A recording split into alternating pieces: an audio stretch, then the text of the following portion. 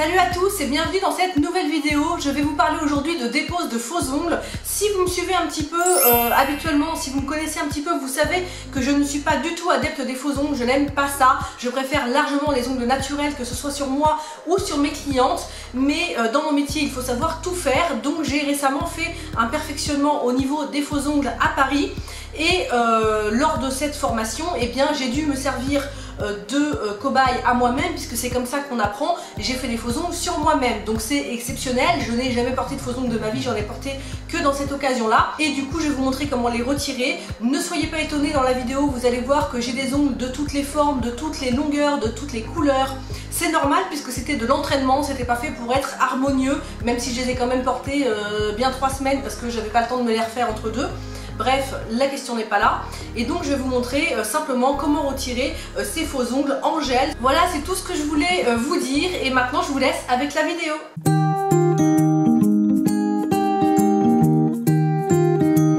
Donc voilà, les faux ongles, ce sont des constructions au chablon, donc sans capsule. On peut bien voir que mes ongles ont repoussé sous le gel. Et donc je vais vous montrer comment retirer ces extensions à la ponceuse électrique. Vous pouvez aussi le faire à la lime, mais c'est beaucoup plus long, beaucoup plus fastidieux.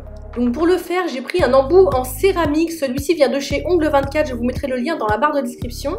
Et j'adore l'embout céramique parce que c'est inusable. Si vous ne le cassez pas, il est inusable, ça peut durer des années. Et en plus, ça fait une poussière assez grosse, donc c'est moins pénible à nettoyer après. Donc j'ai mis mon petit aspirateur en route qui est de très mauvaise qualité, je tiens à le dire. Il envoie plein de poussière autour, mais enfin, il fait quand même à moitié le job.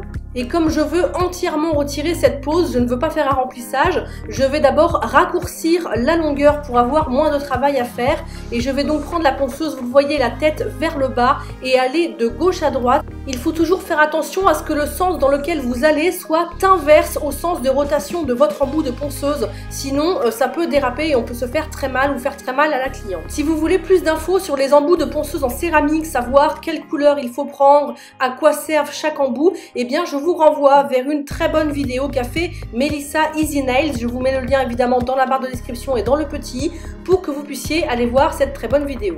Donc une fois que je suis à peu près à la longueur de mon ongle naturel qui est dessous, je vais venir évidemment poncer le dessus de l'ongle. Donc je vais d'abord dégrossir tout le bombé de l'ongle.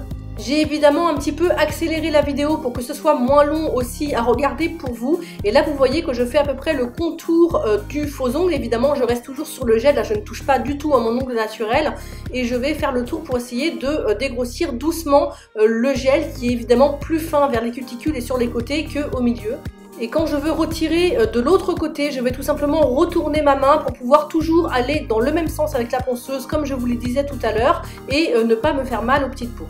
Je vais continuer à la ponceuse jusqu'à vraiment affiner le gel. Je ne vais pas aller jusqu'à la plaque de mon ongle tout simplement pour ne pas faire de trous dedans, pour ne pas l'abîmer. Mais je vais retirer le plus gros, les petits décollements et laisser une très fine couche de gel que je vais finir à la lime. Donc je prends ma lime habituelle. Je vais d'abord redonner une forme à mon ongle un petit peu plus normale.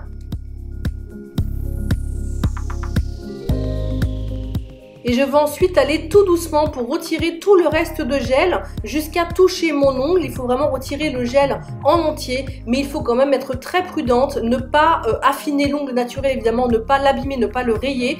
Donc il faut retirer le gel délicatement et dès qu'on voit qu'on est sur l'ongle, eh bien on s'arrête.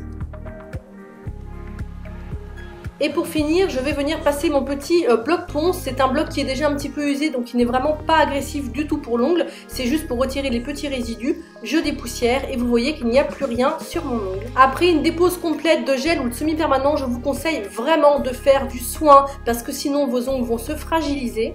Donc comme toujours, je vous conseille d'hydrater et de nourrir vos ongles avec un sérum. Là, c'est le Kératine Nail Restorer de chez Trinde que je trouve fantastique, qui hydrate et qui apporte de la kératine en plus. Et il existe aussi le Nail Balsam pour les ongles les plus secs, les plus dédoublés. Ça, c'est très bien pour réhydrater un ongle très sec. Comme toujours, je vous mets mon lien de parrainage dans la barre de description pour avoir moins 10% sur votre première commande. Donc là, je vais mettre le sérum à la kératine parce que c'est celui que je préfère pour moi. Je n'ai pas les ongles spécialement secs de base. Je le mets sur tous mes ongles puisque j'ai retiré les faux ongles sur tous les ongles. Il faut le mettre en couche bien généreuse, ne pas hésiter à déborder sur les petites peaux. Au contraire, ça les hydrate. Et après, il faut attendre un petit peu que ça pénètre tout seul à l'intérieur des ongles. Et au bout de 2-3 minutes, on peut venir faire pénétrer le reste avec un petit massage pour que ça rentre bien à l'intérieur des ongles. Par-dessus le sérum, il faut toujours mettre un vernis traitant pour que le sérum soit bien enfermé dans l'ongle et puisse bien faire son travail. Là, c'est le Nail Repair Natural. C'est un durcisseur naturel qui est sans formaldéhyde et donc non agressif pour les ongles et qui est très efficace aussi pour soigner les ongles et aussi pour les durcir accessoirement. On le pose tout simplement comme un vernis transparent en couche fine et ça sèche en 3-4 petites minutes. Et enfin, une fois que c'est à peu près sec, je vais venir remettre un nouveau sérum. Celui-ci est fait spécialement pour les cuticules. Il se met donc, comme son nom l'indique, sur la cuticule. On peut le mettre même quand on porte du vernis semi-permanent ou des faux ongles, aucun problème. Et donc ça va venir hydrater la cuticule, l'empêcher de se sécher et de se dédoubler. Mais surtout, ça va, si on le met tous les jours, pénétrer dans la matrice de l'ongle et du coup renforcer l'ongle à la repousse.